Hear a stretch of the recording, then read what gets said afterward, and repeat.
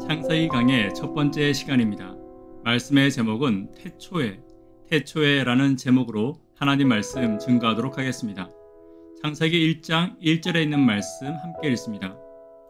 태초에 하나님이 천지를 창조하시니라. 흔히 창세기를 시작의 책이라고 부릅니다. 왜냐하면 창세기는 앞으로 진행될 성경 전체의 중요한 개념들이 시작되는 책이기 때문입니다. 예를 들어 창세기는 인류의 시작, 죄의 시작, 구원의 시작, 언약의 시작, 이스라엘이라는 민족의 시작 등에 대해서 말하고 있습니다. 그리고 이렇게 시작된 이 개념들은 성경 전체에 걸쳐 확장되고 있습니다.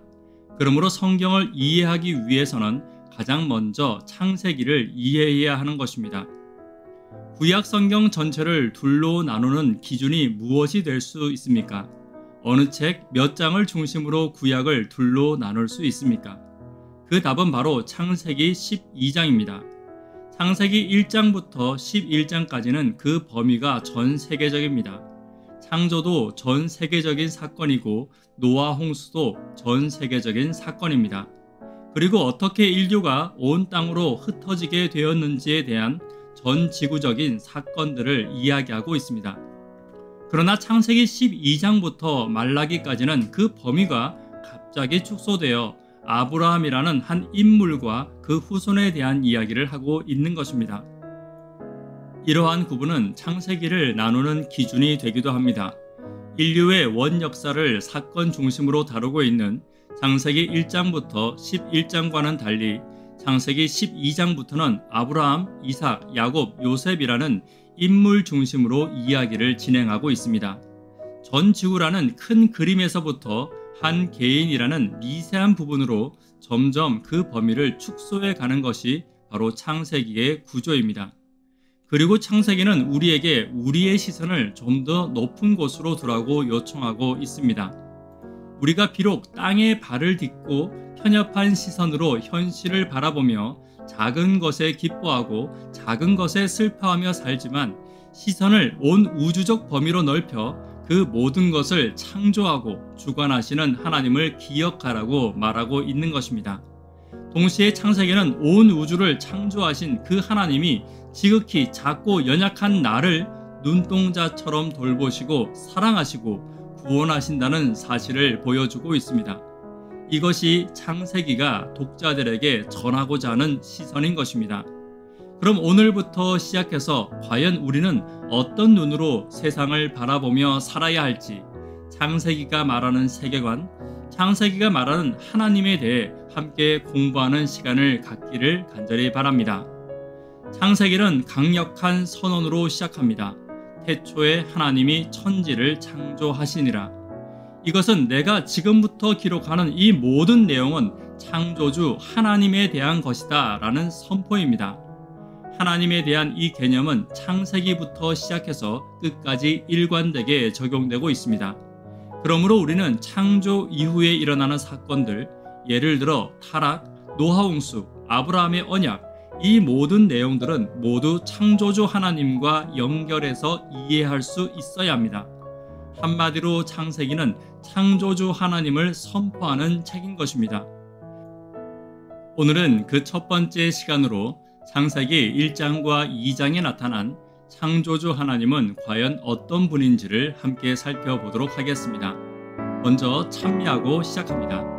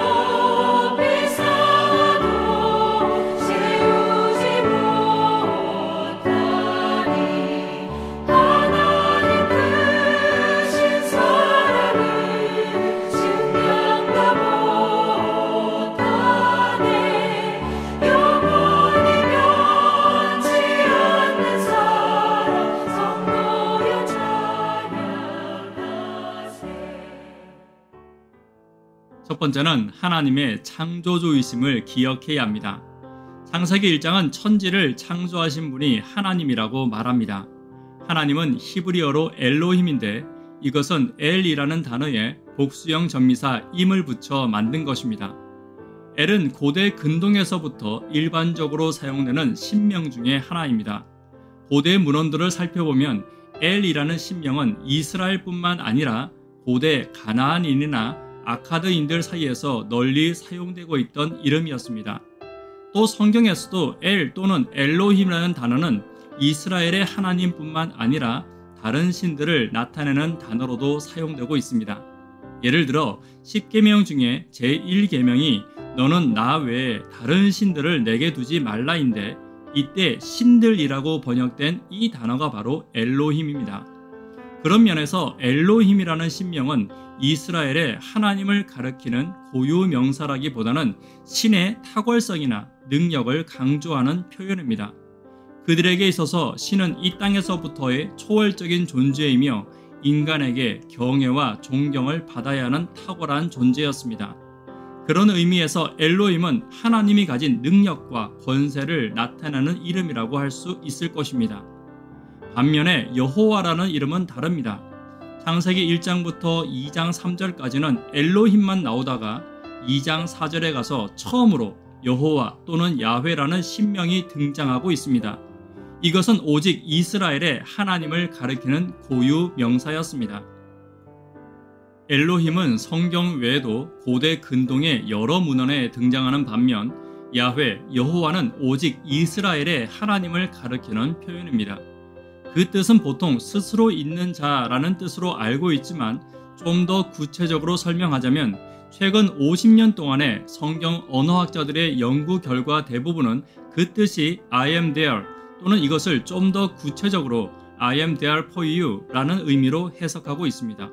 다시 말해 야훼라는 이름은 보통 신의 능력이든지 우월성을 나타내는 고대 근동의 신들의 이름과는 달리 개인적이고 친밀한 신, 즉 나를 위해 거기 계시는 하나님을 의미하고 있습니다. 이러한 신 개념은 당시 종으로 살다가 출애굽한 백성들에게 매우 인상적이었을 것입니다. 이집트를 포함해서 보통 신은 권위자의 권위를 정당화하는 도구였습니다. 그러므로 노예는 왕을 위해 일하고 왕을 위해 땅을 갈고 왕을 위해 집을 짓는 것이 너무나 당연한 것으로 생각되었습니다. 그러나 창세기의 여호와는 다릅니다. 인간이 신을 위해 노동하는 것이 아니라 오히려 신이 인간을 위해 일하는 것이 바로 창조주 하나님 여호와의 모습이었습니다. 이것이 당시 고대 근동의 신 개념과 전혀 다른 이스라엘의 하나님 여호와의 모습인 것입니다. 이처럼 친밀하고 개인적이며 우리를 위해 거기 계시는 여호와는 오늘을 살아가는 우리에게도 매우 중요한 메시지가 됩니다. 권력은 섬김을 받기 위함이 아니라 섬기기 위하여 존재하는 것입니다. 태초의 일은 인간이 신을 위해 한 것이 아니라 오히려 신이 인간을 위해 하신 것입니다. 이것이 여호와 하나님이라는 절대 권력이 인간이라는 연약한 존재를 대하시는 방식입니다. 그러므로 그 여호와를 믿고 나의 하나님으로 고백하며 사는 자들은 자신의 권력으로 타인을 억압하는 것이 아니라 오히려 그들을 섬기고 보호하며 그들을 위해 일하는 자가 되어야 합니다. 이것이 바로 인간을 위해 세상을 창조하신 여호와 하나님의 모습이며 그 하나님을 따르는 자들의 모습임을 항상 기억하게 되기를 간절히 바랍니다. 두 번째는 하나님이 보시기에 좋았던 창조에 관하여 함께 살펴보겠습니다. 창세기 1장과 2장을 보면 좋다라는 의미의 히브리어 토브가 크게 세 경우에 사용되고 있습니다. 첫째는 1장에서 창조의 단락마다 계속해서 반복되는 표현 하나님이 보시기에 좋았더라입니다. 이것은 하나님께서 창조하신 것들에 대한 하나님의 평가를 나타내고 있습니다. 둘째는 창세기 2장 17절에 나오는 선악을 알게 하는 나무입니다. 선악이라고 할 때 선이 히브리어로 토브입니다. 이것은 하나님께서 금하신 것으로서 그분의 평가를 인간이 인정하고 순종해야만 했습니다. 그러나 창세기 3장 6절에 보면 선악을 알게 하는 나무를 본 하와의 평가는 가장 먼저 먹음직도 하고였습니다. 이때 사용된 단어 역시 토브입니다. 먹기에 좋은 나무로 보여진 것입니다. 그러므로 선악과를 먹은 하와의 선택은 하나님의 평가 대신 본인의 평가에 따라 움직인 결과였습니다. 하나님 보시기에 좋지 못한 것을 하와는 자기 눈에 보기에 좋다는 이유로 선악과를 먹은 것입니다. 이처럼 죄는 하나님의 평가 대신 자신의 평가에 따라 행동함으로 시작되고 있는 것입니다. 마지막으로 좋다라는 뜻의 토부는 창세기 2장 18절에 독초하는 것이 좋지 못하니 라는 표현에서 등장합니다. 특이하게도 하나님께서 창조하신 모든 것은 다 하나님 보시기에 좋았습니다. 그러나 죄가 들어오기 전에 유일하게 하나님으로부터 좋지 못하다라는 평가를 받은 것이 바로 홀로 있는 것, 독초하는 것이었습니다. 그 결과 하나님께서는 아담에게 돕는 배필을 허락하셨고 이 둘은 완전한 연합을 이루게 되었습니다. 이로써 창조된 모든 것은 다 하나님 보시기에 좋았더라 라는 상태가 된 것입니다. 여기서 우리가 기억해야 할 사실은 창조는 그 실행과 평가 모두 하나님에 의해 이루어졌다는 것입니다. 창조하다 라는 뜻의 히브리어 바라는 오직 하나님만이 그 주어로 사용될 수 있는 단어였습니다. 창조하는 그 행위는 전적으로 하나님의 권위 아래 있다는 뜻입니다. 이와 마찬가지로 창조한 것에 대한 평가 역시 하나님께 달려 있습니다.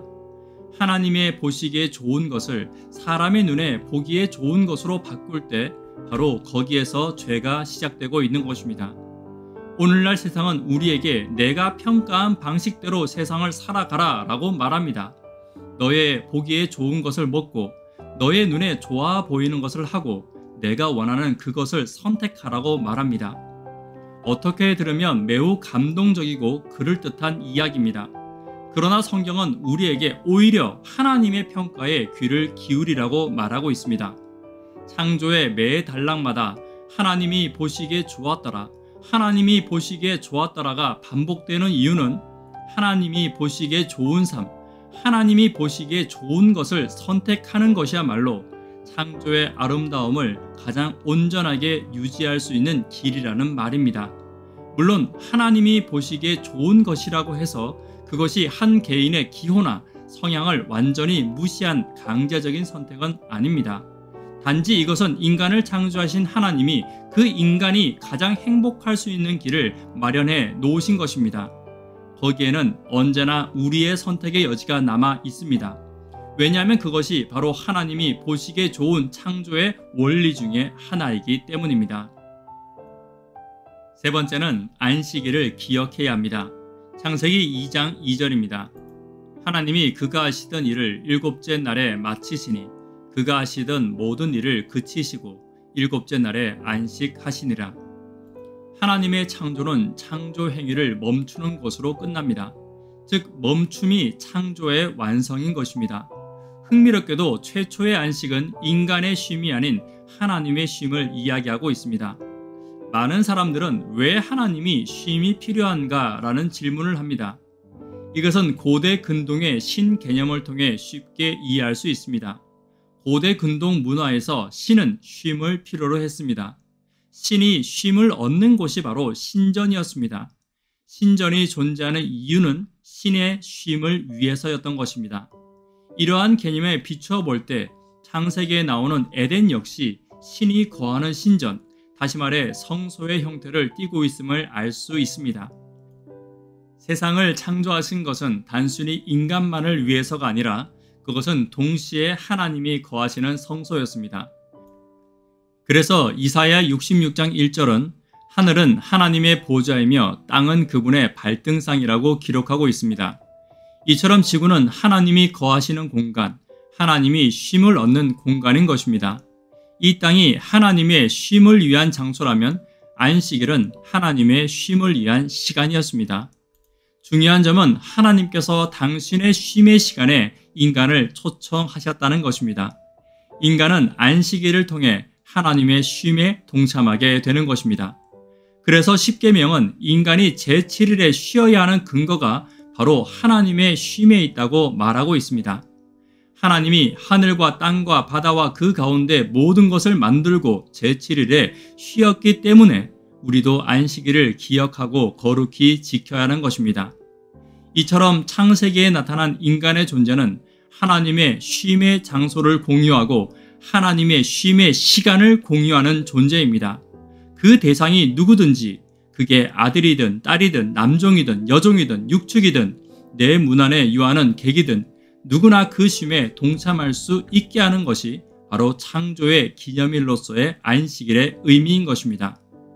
뿐만 아니라 안식일은 구원의 기념일로도 제시되고 있습니다.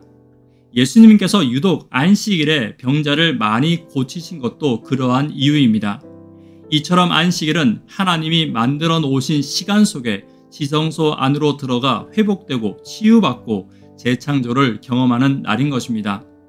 보통 많은 사람들은 안식일을 무엇을 하지 않는 날로 생각합니다. 거룩하게 구별한다는 것 자체가 세속적인 것으로부터의 구별을 의미하기 때문입니다. 그런데 우리가 놓치지 말아야 하는 중요한 요소는 하나님께서 자신을 구별하신 것입니다.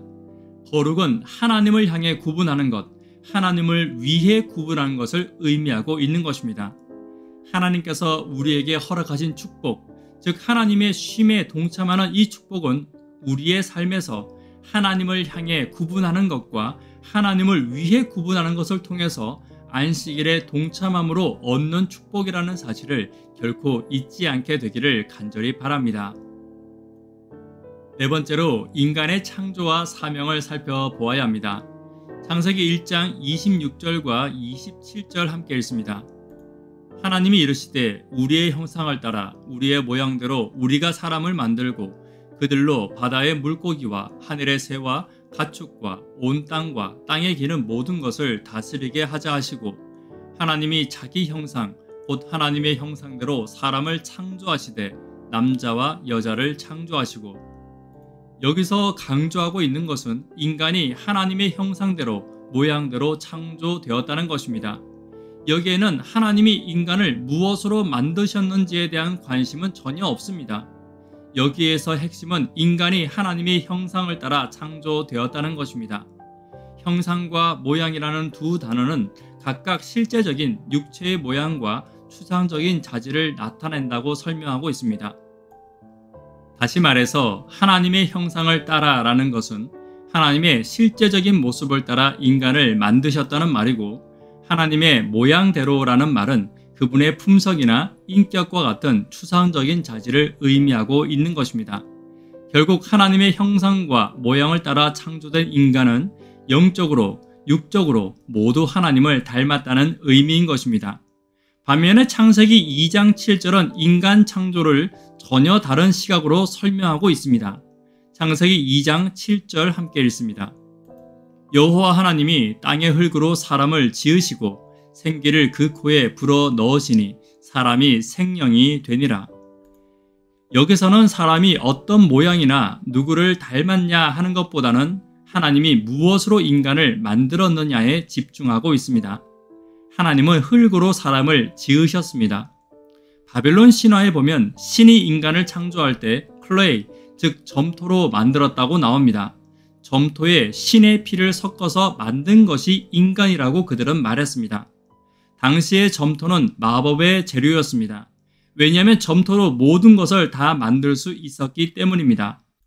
반면에 점토와는 다르게 흙은 그들에게 가장 무가치한 물질이었습니다.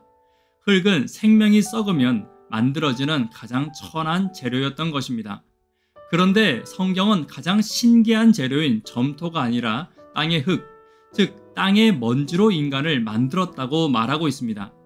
이로써 성경은 흙이 생명, 즉 살아있는 존재가 된 것은 그 마법적 재료의 능력 때문이 아니라 그를 만드신 하나님의 능력에 있음을 보여주고 있는 것입니다. 그러므로 인간이 소중하고 특별한 존재가 된 것은 인간을 만든 물질이 특별하기 때문이 아니라 그를 만드신 하나님의 손이 특별하기 때문입니다. 이것이 흙으로, 먼지로 인간을 창조하신 하나님의 뜻임을 저와 여러분들이 기억해야 할 것입니다. 오늘날의 인간의 가치도 마찬가지입니다. 사람의 가치는 그 사람이 무엇으로 만들어졌는지, 그의 부모가 누구고 출신이 어디고 무엇을 입고 무엇을 가졌는지에 의해서 결정되는 것이 아니라 누가 그를 만드셨고 누가 그를 이 땅에 태어나게 하셨는가에 의해서 결정되어야 합니다. 인간은 먼지입니다. 그 물질 자체에는 아무런 가치가 없는 것입니다. 그러나 거기에 하나님의 호흡이 들어가고 그분의 능력이 더해서 생명이 되는 순간 그 존재는 온 우주와도 바꿀 수 없는 하나님의 가장 소중한 존재가 되는 것입니다. 이것이 바로 성경이 말하는 인간의 가치입니다. 많은 사람들은 사람의 가치를 그가 소유하고 있는 물질에 의해서 결정합니다. 그러나 우리를 구성하고 있는 물질은 아무런 가치가 없습니다. 오직 우리를 만드신 분, 창조주 하나님에 의해서 우리가 가치 있는 존재가 된다는 것을 기억해야 할 것입니다. 하나님의 형상과 모양도 창조된 인간에게는 또한 특별한 임무가 주어졌습니다. 그 첫 번째는 동산을 경작하고 지키는 것입니다. 창세기 2장 15절 함께 읽습니다. 여호와 하나님이 그 사람을 이끌어 에덴 동산에 두어 그것을 경작하며 지키게 하시고, 하나님께서 만드신 동산을 경작하며 지키는 것은 인간이 해야 할 의무 중에 하나입니다. 경작하다 라는 뜻의 히브리어 아바드는 땅을 경작한다 라는 뜻도 되지만 예배를 위해 봉사하는 제사장의 역할을 나타내기도 합니다. 또한 지키다 라는 뜻의 히브리어 샤마르 역시 성전의 거룩한 것을 지키는 레위인들의 의무를 가리키는 표현입니다. 이처럼 경작하고 지키는 인간의 역할은 단순히 땅을 경작하는 것을 넘어 하나님께서 거하시는 성소에서 그분을 위해 봉사하는 제사장의 역할을 의미하고 있는 것입니다. 그분께서 창조하신 것을 잘 다스리고 지키는 것이야말로 하나님을 섬기는 자들이 해야 할 가장 중요한 역할임을 기억해야 할 것입니다. 두 번째 의무는 선악과에 관한 의무입니다.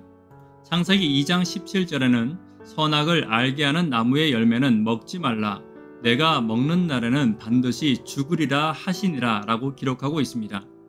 이것은 조금 전 경작하고 지키는 것과는 다르게 무엇인가 해야 하는 의무가 아니라 오히려 하지 말아야 하는 의무입니다. 이 둘 중에 어느 것이 더 쉽습니까? 하지 말라는 의무가 더 쉽습니까? 하라는 의무가 더 쉽습니까? 개인적으로는 하지 말라는 의무가 더 쉽게 느껴집니다. 왜냐하면 하지 말라는 것 빼고는 다 해도 되는 것이기 때문입니다. 하나님이 최초의 인류에게 주신 법은 너무나도 쉬운 법이었습니다. 하지 말라는 것만 빼면 다 할 수 있었기 때문입니다.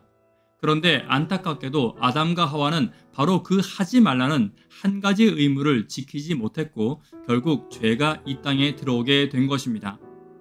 마지막 세 번째는 부부에 대한 의무입니다. 창세기 2장 24절에는 이러므로 남자가 부모를 떠나 그의 아내와 연합하여 둘이 한 몸을 이룰지로다 라고 기록하고 있습니다. 이 의무는 부부 사이에 지켜야 할 의무입니다. 여기 부모를 떠난다는 것은 독립적 주체가 된다는 뜻입니다. 지금까지는 부모와 연합하여 살았다면 결혼을 하는 순간 그들은 부모를 떠나 하나의 독립된 주체가 되는 것입니다. 그러나 이것은 또 다른 언약을 위한 독립입니다. 다시 말해 부모로부터의 독립은 오히려 남편은 아내, 아내는 남편과의 연합을 위한 독립인 것입니다. 이렇게 시작된 새로운 연합은 죽음이 이 둘을 갈라놓을 때까지 깨지지 않는 연합이 되도록 서로의 의무에 최선을 다해야 하는 것입니다. 이것이 부부간에 지켜야 할 의무입니다. 인간에게 주어진 이 세 가지 의무는 지금도 여전히 유효합니다. 최초의 인류에게 동산을 경작하고 지켜야 하는 의무가 있었던 것처럼 우리에게도 하나님께서 창조하신 것들을 잘 지키고 돌봐야 하는 의무가 있는 것입니다. 자연을 보호하고 생명을 소중히 여기며 이 지구의 수많은 생명체들이 건강하게 살아갈 수 있도록 환경을 만드는 것이 우리의 의무입니다. 둘째로 선악과를 먹지 말아야 합니다. 하나님과 인간과의 관계에서 지켜야 할 것들을 지키며 살아가는 것은 너무나도 중요한 의무인 것입니다. 마지막으로 부부 사이의 의무, 더 나아가 사람과 사람 사이의 의무가 존재한다는 것을 우리는 기억해야 합니다. 남녀가 하나님 안에서 온전히 연합하여 가정을 이룰 뿐만 아니라 내가 속한 사회 속에서 사람과 사람 사이를 하나 되게 만드는 것 역시 우리에게 주어진 의무인 것입니다. 지금까지의 내용을 정리해 보자면 우리에게는 하나님과 인간과 그리고 다른 피조물과의 관계에서 지켜야 할 법도가 여전히 존재함을 알 수 있습니다. 그리고 그 의무에 충실하게 살아가는 것이야말로 창조주 하나님을 경배하는 자들의 삶이라는 것을 기억해야 할 것입니다. 말씀의 결론 맺도록 하겠습니다. 오늘 우리는 창조 기사에 나타난 창조주 하나님이 어떤 분이며 그분의 피조물로서 살아가는 삶은 어떠해야 하는지에 대해 살펴보았습니다. 보잘것없는 먼지로부터 인간을 만드시고 그 속에 생기를 넣으심으로 우리를 가장 가치 있는 존재로 만들어주신 하나님, 우리는 그 속에서 삶의 의미를 배우고 방향을 찾아야 합니다. 우리를 좋은 사람으로, 하나님 보시기에 좋은 자녀로 변화시키는 재창조의 역사가 우리 각자의 삶 속에서 재현되기를 간절히 바랍니다. 이 시간 개인적으로 혹은 함께 예배하시는 분들과 기도하심으로써 마치도록 하겠습니다. 감사합니다.